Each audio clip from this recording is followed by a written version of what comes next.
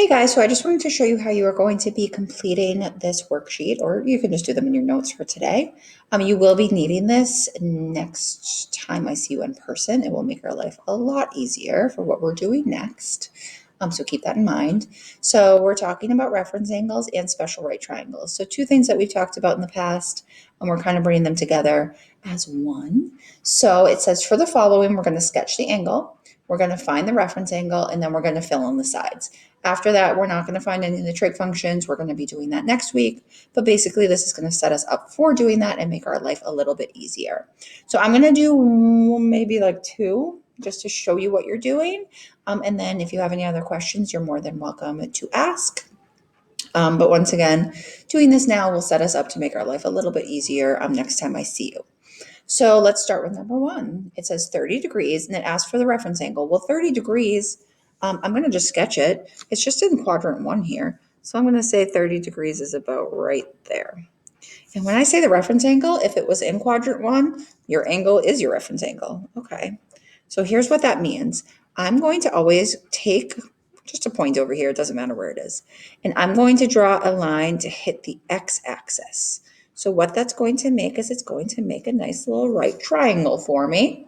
And when I say what's the reference angle, that's this inside angle right there. So that's a 30. And back from our special right triangle days, aka a few weeks ago, that would be a 60, and then we have a 90. So what I want you to do, the only other step that you have to do from here is fill in your sides. So refer back to your notes on special right triangles. I forget from exactly what day they were, but you should have them somewhere, and find your sides of a special right triangle. Across from the 30 is 1.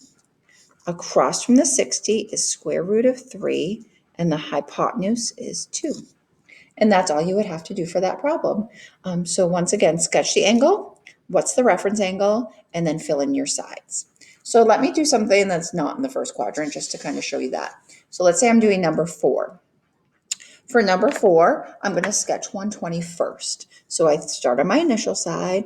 That's 90, so I'm going to guess 120 is about right here. So what happens is I now want to draw a triangle. So I'm going to kind of just take a point here, and I always connect it to the x-axis, and then we have a nice little right triangle. The issue is this 120 is actually outside the triangle. I want this angle inside, and that's going to be my reference angle. So remember, you can always look back at your notes to find the reference angle in the second quadrant. You're going to do 180 minus my angle 120 to give me a reference angle of 60. So when I say reference angle, once again, it's that inside angle. That's a 60. That's going to be a 30, and we have a 90. So the big deal here is just making sure your sides go in the right spot. So like I did before, across from the 30 is 1. Across from the 60 is square root of 3. And across from the 90, the hypotenuse is 2. The one extra thing you do have to do on this one is think about your signs, because we know that in quadrant 1, everything's positive. But in quadrant 2, when you think about your x direction and your y direction, x is in the negative direction, and then y is in the positive direction. Your hypotenuse is always positive, so just as a heads up there. But then that's filled in. We are going to be using that next week, so that will be helpful to you. So I'm going to do one more, and I'm going to do number 8. So once again, if you've watched this, I did 3 out of 12 for you. So I did a quarter of your work. So that's kind of nice. So I'm going to look at number 8 and I'm going to sketch it. Okay, sketch first. I start here. 90, 180, 225 is about right there. It doesn't have to be perfect. The main goal is it's in the right quadrant. Then we're going to draw a line. You always want to hit the x-axis, and we're going to make a nice right triangle. But I need the reference angle. I need just that angle that's inside the triangle. So if you remember back, or if you just look back at your reference angle notes, in the third quadrant, you're going to do 225 your angle minus 180. And that's going to give me a reference angle of 45 degrees. So this is a 45, 45, and 90. Lovely. So we think about the sides of a 45, 45, 90. The sides are 1, 1. The hypotenuse is square root of 2.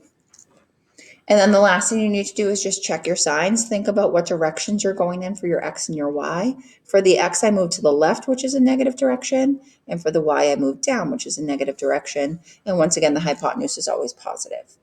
So basically, that's what you're doing for this assignment. Big thing is that you are able to sketch an angle. That's going back to chapter 1. That you are able to find the reference angle. So that's what we were doing most recently in class. And then once everything's filled in, you use your sides of a special right triangle. So your reference angle is always going to be either a 30, a 60, or a 45. So that's kind of nice. There's not a lot of options, but just make sure you do know the sides of those.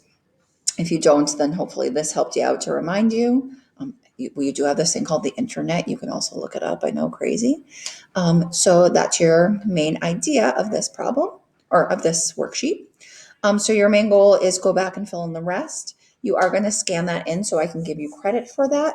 And then you are going to bring it to class with you next time I see you, because this is going to save us a lot of work on what we need to do for the next thing. Always feel free to email me if you are having an issue, you don't know what's going on, you just need help in general. I am happy to help you. You just need to ask. So other than that, have a nice day, and I will see you in class.